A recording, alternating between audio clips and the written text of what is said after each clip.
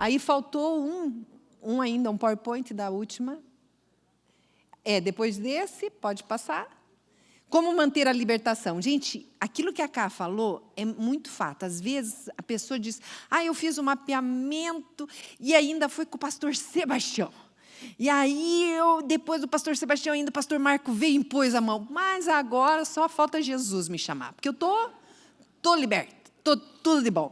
Eu já ouvi isso, gente. Já ouvi. Na realidade, a gente tem que entender isso, que foi confessado e levado na cruz. Mas ele deve haver um acompanhamento, um aconselhamento, um discipulado, conforme a área que você está, que você era, a tua área de debilidade, você precisa ter alguém que acompanhe. Então, digamos, eu era viciado em pornografia, eu preciso ter alguém que me acompanhe, como que eu mantenho isso, essa manutenção. Eu pensei que o motorista ia falar. Ele levantou com tanta ousadia. Vida de oração, palavra, frequência ao culto, às células, nova identidade, novo estilo de vida. Uma ocasião, eu vi um pastor dando testemunho que, depois do encontro com Deus, o rapaz chegou com o computador quebrado na sala do pastor. E aí ele disse assim, olha, eu não dei conta de não me envolver com pornografia, então eu acabei com o instrumento que me levava a pecar. Então, se esse é o seu caso, não quebre o computador, dê para a gente, e aí você também se livra, né? A gente tem uma ideia melhor. Tá? Evitar gatilhos e estar atento às armadilhas que levam você a cair naquilo. Feridas viraram cicatrizes, e você acaba... Essa é a melhor parte, quando você começa a ter nojo daquilo que você fazia, né? E quando você consegue dar testemunho, gente, eu vejo assim que a hora assim que você é como se você estivesse falando de uma outra pessoa, porque eu já não sou mais isso. Então é possível falar abertamente do testemunho, porque você não precisa ter vergonha, não é mais você. Aquilo é passado, né? Então isso é muito importante, você entender que sem isso a arma ou digamos a ferramenta do mapeamento ele fica falho, porque não dá continuidade, tá? Tiveram algumas perguntas muito interessantes no intervalo, eu esqueci de falar que vocês podiam encaminhar a escrita, me perguntando, Silvana, se você só tem um intercessor, tá você fazendo o processo de libertação, só tem um intercessor, ele vai orar por quem? A pessoa que está sendo liberta, vai orar por você. Na realidade, ele tem que orar pelo processo. Você está orando por quem está ministrando a libertação, mas se o bicho pega lá do outro lado, você também vai interceder. Né? Então, por isso que é muito bom quando você tem mais de um intercessor, porque fica dando cobertura pela pessoa que está ministrando e o outro fica orando pelo ministrado. Né? Às vezes, a pessoa começa a ter luz, entender as coisas. A outra pergunta foi, escuta, mas o demônio deixa a pessoa aceitar Jesus? Como que eu vou só levar o processo de libertação depois que ela aceitou Jesus? É que, necessariamente, expulsar o demônio não é a libertação. Libertação é isso que a gente vai falar, todo esse processo de velhas práticas, velhas coisas. Apresentar Jesus Cristo como Senhor, como Salvador, a pessoa pode entender aqui. Bem aquele caso que eu falei, a senhora disse, eu entendi, eu quero, mas não consigo. Exatamente era a presença do demônio. Aí você tem que realmente orar pela pessoa para ela ser liberta, para ela poder aceitar. Mas ela já tinha entendido. Então, é esse o processo. Aí ele me disse, mas, Silvana, se eu tenho um amigo que você vê que ele tem tudo para ter demônio na vida dele, e aí eu vou ficar quieto, não vou falar com a pessoa? É casos e casos, gente. Existem pessoas, pelo menos essa é a minha experiência pessoal, que quando você começa, você percebe, você fala de Jesus, ela dorme. Mas quando você começa a falar sobre um processo de libertação, de cura, ela abre o olho. Ah, é? Como é assim? E aí você começa, casualmente, contando um caso parecido com o da pessoa. A pessoa, mas isso acontece comigo, isso acontece. Mas como? Aí você diz, bom, a Bíblia fala que isso não é entidade. A Bíblia fala que isso é demônio. E a Bíblia fala isso, mas você não tem poder, nem eu, para retirar isso. Mas o Espírito Santo de Deus pode. Como que o Espírito Santo entra na vida? A Bíblia fala isso. Então, você vai esclarecendo o que a Bíblia fala. Eu já evangelizei muçulmano falando assim. E a pessoa vai ouvindo. Eu comecei com um caos, Você vai contando, e a pessoa se interessa, mas como? A Bíblia fala dessa forma, dessa forma. Aí é a decisão da pessoa aceitar ou não. E você vai intercedendo. Mas e se eu aceitar? Aí disse, o que vai acontecer? Então, é importante, gente, você orientando, sem medo, clarificando, porque é um processo natural. Os espíritas não chegam, eu vejo que você precisa se desenvolver. Né? A gente, eu vejo que você precisa aceitar Jesus. Né? Então, é diferente. Então, você precisa apresentar de uma forma sem... É simples e claro, gente. É o beabá que você precisa explicar para a pessoa. E a pessoa vai entendendo. Minha filha estava contando, ela foi no Ourives, e aí ela foi fazer, não conhecia o cara. E aí o cara chega e disse assim, você está vendo o que eu estou vendo? A minha filha disse, o quê? Tem um menininho aqui do meu lado. Aí minha filha, não estou vendo nada. Ele nós estamos mudando de lugar, então você está encomendando o anel aqui, você vai ter que buscar, porque tem um menino aqui. A Thalita, olha, posso falar o que eu aprendi? Aí ele disse, pode. E aí ela começou, a Bíblia fala isso, ela explica isso. Se você quiser, a gente pode orar. Se você quiser, também você pode ter autoridade para orar, mas aí você precisa ter Jesus na sua vida. E começou a evangelizar o Ourives. Aí ele, minha sócia não acredita nessas coisas, mas... Outra vez que ela foi, ela disse, vem aqui, minha sócia ficou curiosa. Aí ela sentou, começou a explicar toda a história para a sócia. Aí ela disse, olha, se você quiser, tem alguém, minha mãe, amiga da minha mãe, ela até falou para a Karine, eu acho que elas entendem um pouco mais que eu ainda. Elas podem... Aí, de repente, a mulher dele era católica, carismática. Não, ela já resolveu. A Thalita, tudo bem, mas você sabe o meu telefone, o meu endereço, se você achar que não resolveu direito, pode ligar. E assim, gente, a gente vai semeando. Então, entendam, é um processo, não precisa, desmistifica a coisa e esclarece.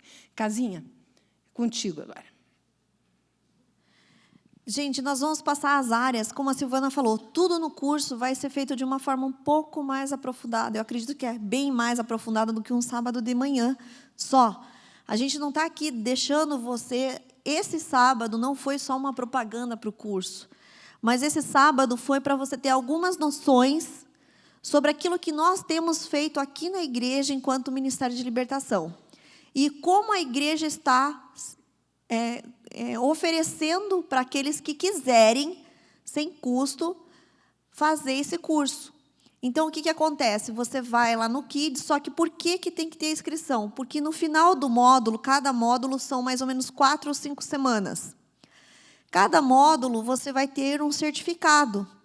No final de cada módulo, né, pastor? No final de cada módulo, você tem um certificado, vai ser feita uma formatura.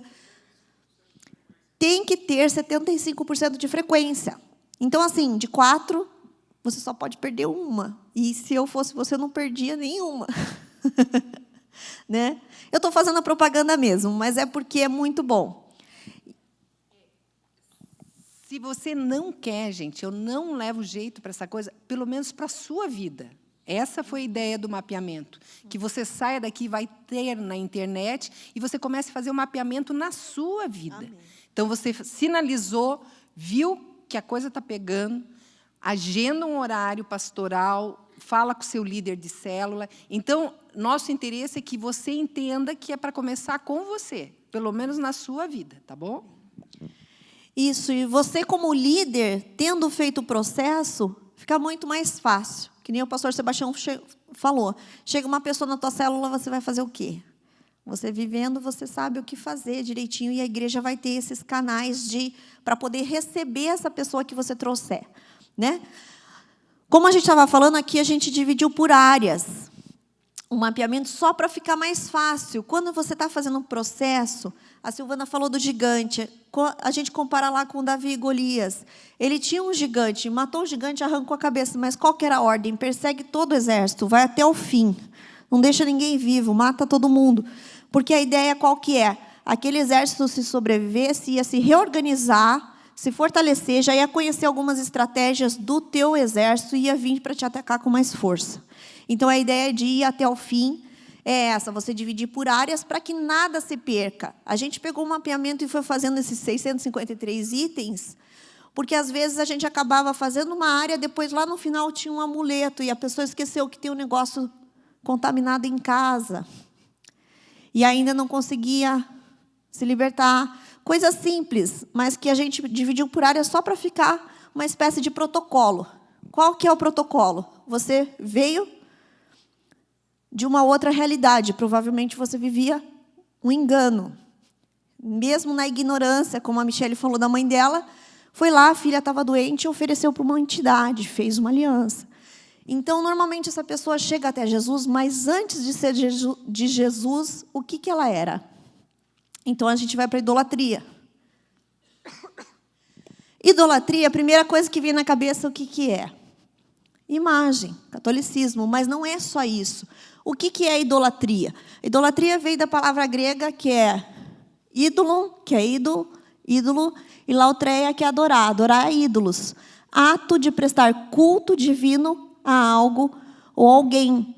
A adoração ou culto a imagens ou esculturas, sejam representativas de entidades sobrenaturais ou reais. Sentido figurado, amor exagerado, excessivo, dedicação desmedida, sem raciocínio a pessoas, artistas, entidades, clubes, times de futebol, né? A pessoa pode idolatrar uma pessoa, pode idolatrar o trabalho, pode idolatrar um time. Isso é idolatria. Não é necessariamente você só se render aos pés de uma imagem. Também você pode idolatrar alguém. A gente já vê muitos casos que a pessoa é crente, é convertida, mas idolatra o marido, idolatra a esposa. Sim, pastor Aldo, pode falar. Complementando a palavra grega, que aí também você pode acrescentar fantasma e aparição para essa palavra. Então, você vai acabar adorando um fantasma ou uma aparição, não só uma imagem. Entende como o pastor Aldo complementou aqui? Então, esse é o conceito de idolatria. Qual que é a ideia agora? A gente passar pelas áreas dando conceito. E dentro desse conceito, a gente compartilhar algumas histórias daquilo que Deus tem permitido a gente passar em atendimentos. Por quê? É a história que talvez você se identifique. Então, nós vamos dar uma corrida nesse sentido. O conceito de idolatria é esse. Dentro da idolatria, a gente tem algumas subdivisões, que é o ocultismo, que daí entra umbanda, quimbanda, candomblé, espiritismo. Tá? E depois a gente vai para seitas. Então, deixa eu passar rapidinho só da idolatria. Passa para mim, Luciano, um pouquinho, que a gente não vai ter muito tempo, mas um dos maiores enganos da idolatria, principalmente com relação à Igreja Católica, o que é? É você ter um mediador.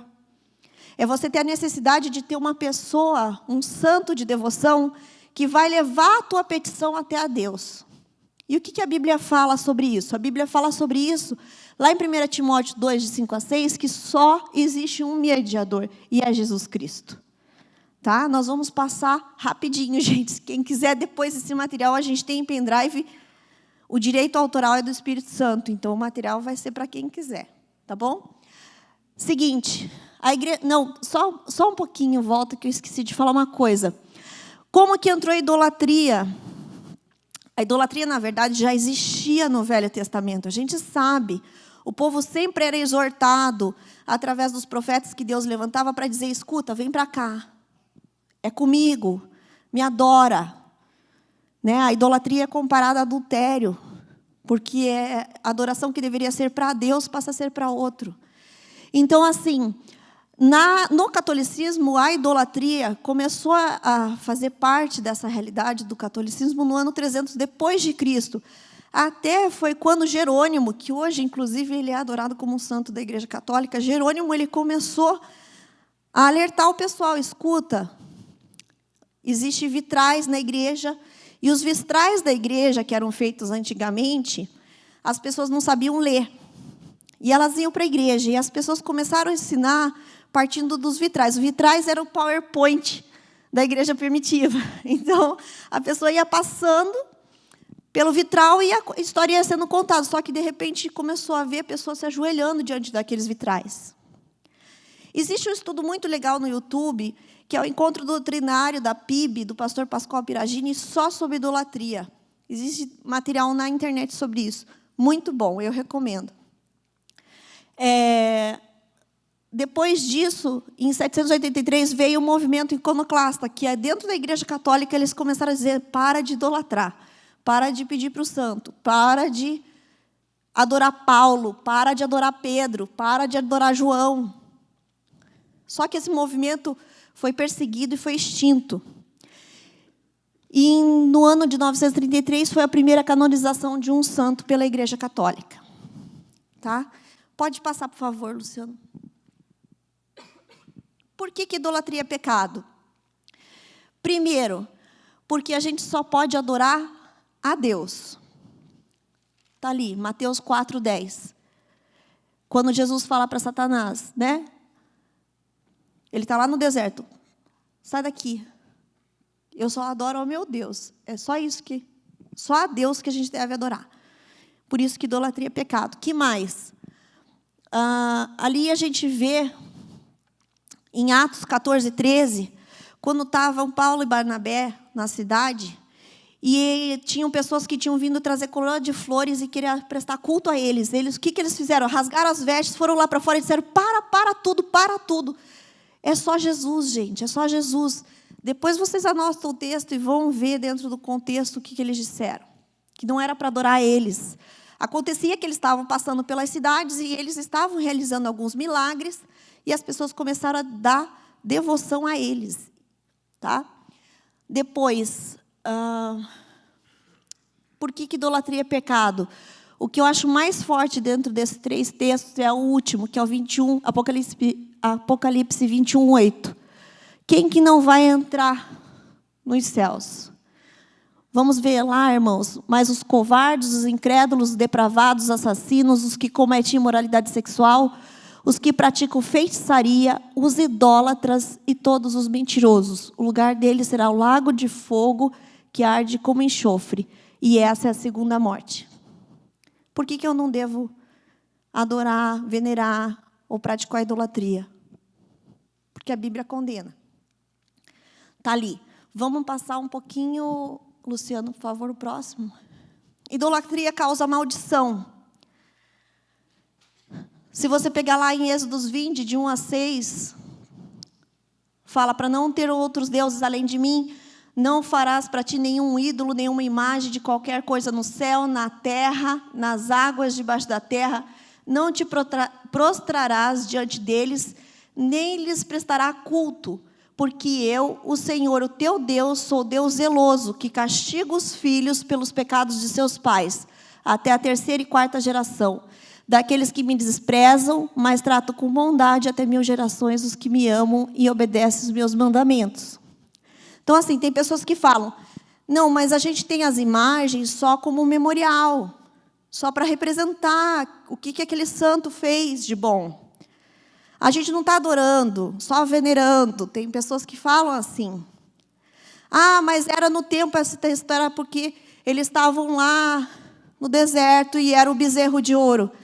É muito claro, gente. Não terá outros deuses. Não farás para ti nenhum ídolo, nenhuma imagem. Não está falando do bezerro. É nenhum.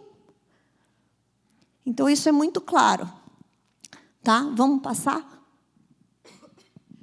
A idolatria, ela é comparada ao adultério espiritual.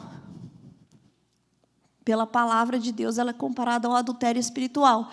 Se você for ver, ela gera a legalidade para um espírito de prostituição perseguir a pessoa e a linhagem, conforme Oséias 4:12.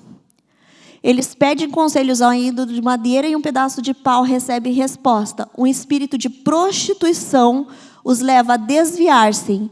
Eles são infiéis ao seu Deus. Satanás, através da idolatria, ele cega o entendimento. O que Satanás quer com a idolatria? Principalmente quando a gente fala de entregar a devoção que era para Deus para outro. Porque ele quer receber aquela adoração. Se você for ver, existem materiais muito jóia que falam de batalha espiritual. Até no livrinho do pastor Pascoal ali sobre batalha espiritual, ele fala da hierarquia dos anjos. E Lúcifer era um anjo de alta hierarquia. Só que a partir do momento que ele começou a receber para ele cuidava das lumiares do céu. E aquilo ele se iluminava. Eu fico imaginando ele andando como se fosse aquele artista no palco com a luz, assim, as pessoas olhando para ele. Ele começou a gostar de ser olhado, de ser admirado. E a palavra de Deus vai falar, né, depois lá, Isaías, que ele quis fazer o trono dele mais alto do que o trono do próprio Deus. Então, a idolatria é muito perigosa, principalmente quando a gente coloca a devoção e a adoração para outro que não seja Deus, porque, na verdade, a gente está adorando a Satanás. Então, assim, é isso que a gente queria comentar. A idolatria é muito perigosa, porque ela rouba a adoração que era de Deus, rouba o relacionamento da pessoa com Deus, tá? Depois, o que a gente vai entrar aqui?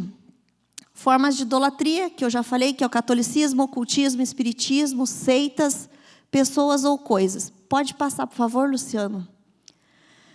Eu queria citar só um exemplo aqui, dentro do ocultismo, que também é uma forma...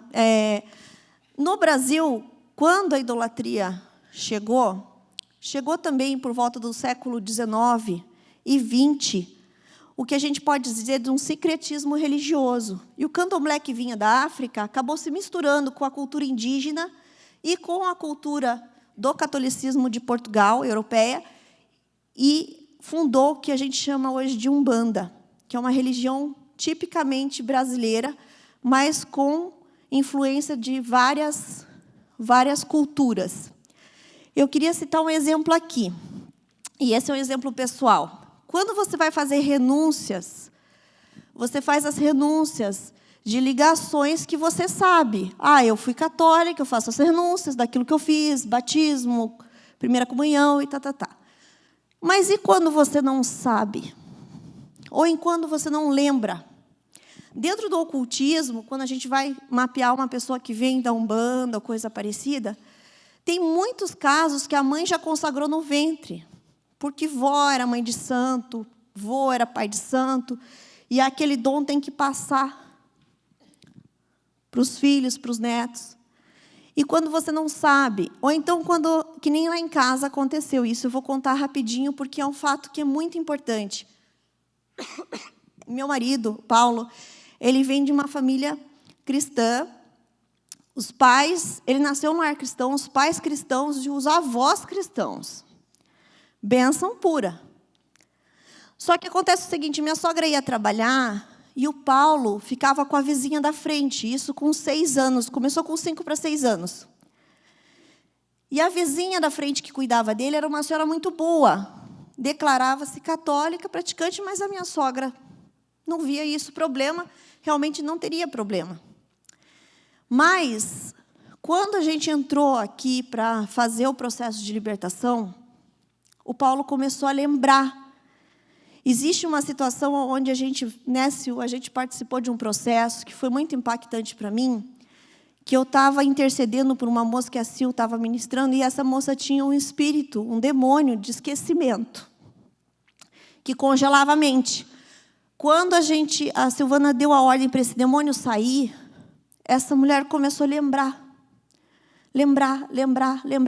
Ela lembrou de mais de 20 abusos sexuais que ela sofreu. Ela lembrou de coisas que ela fez, de adultério que ela cometeu, de aborto que ela fez.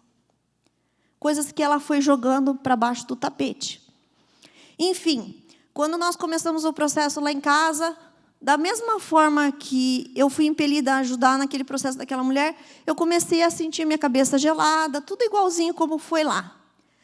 Eu falei, não posso acreditar que o Paulo está com espírito de esquecimento. E eu repreendi, orei sobre ele e pedi para que Deus liberasse a mente. E ele começou a lembrar.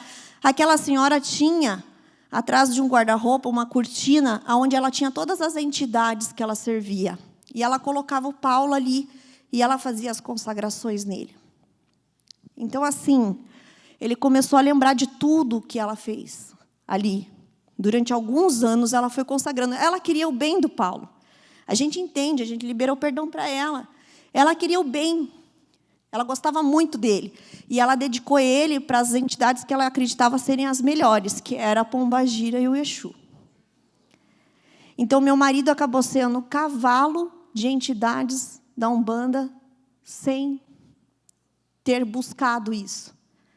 Ele foi levado a isso. Porque a mãe e o pai que tinham autoridade passaram essa autoridade para alguém. E ali ela fez as consagrações.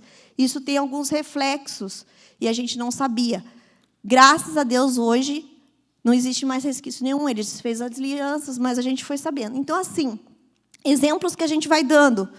Na hora que você tratar uma pessoa que vem de uma situação de idolatria, primeira coisa que a gente estimula você a fazer, retira consagrações de forma voluntária ou involuntária. Se aquela pessoa foi consagrada, reconsagra para o Senhor Jesus. Tá bom? Nesse momento que você vai fazer a consagração, acontecem manifestações. Acontece. Se for consagrado para um santo, a gente já participou, né, Sil? Consagrado principalmente para a Aparecida, no nome.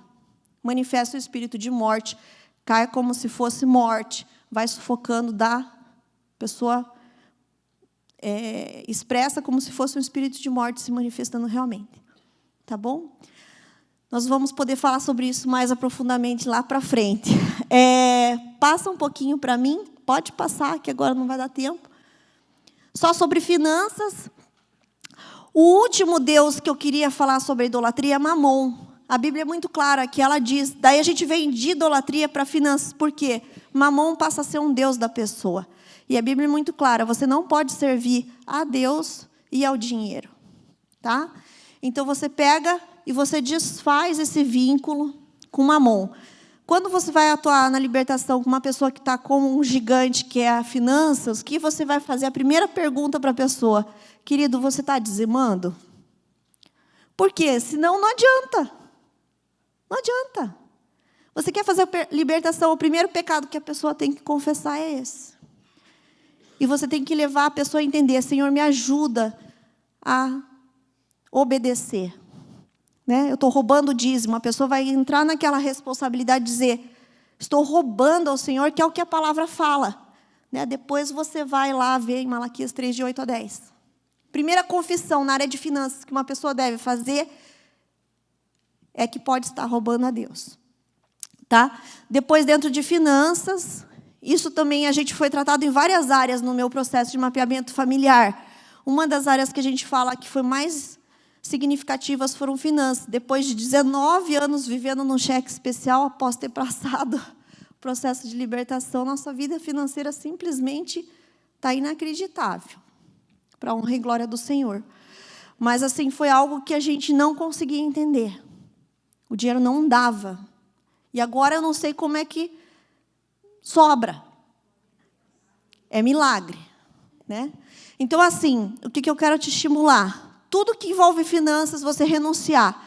Desde compra de oferenda, desde pagar uma cartomante. Se os pais também mantinham lugares de prostituição, de vício, dinheiro gasto com jogos de azar, tudo que envolve valor monetário, você vai renunciar. E uma das coisas mais fortes também em finanças é quando você financia um aborto. Quando você envolve dinheiro para financiar um aborto, também isso vai acarretar grandes maldições na sua vida financeira. Tá bom? Para terminar, quando também envolve dinheiro, pode passar só mais um, Luciano. O último, Deuteronômio 23, 18, fala que não é para trazer dinheiro de prostituição. Então, existem pessoas que também têm vínculos com prostituição, gastam dinheiros em prostituição, ou recebem dinheiro em prostituição. Tá? Então, isso é algo que também precisa ser renunciado. Tá bom? Então, essa parte de finanças a gente acaba por aqui. A Silvana vai falar das outras áreas.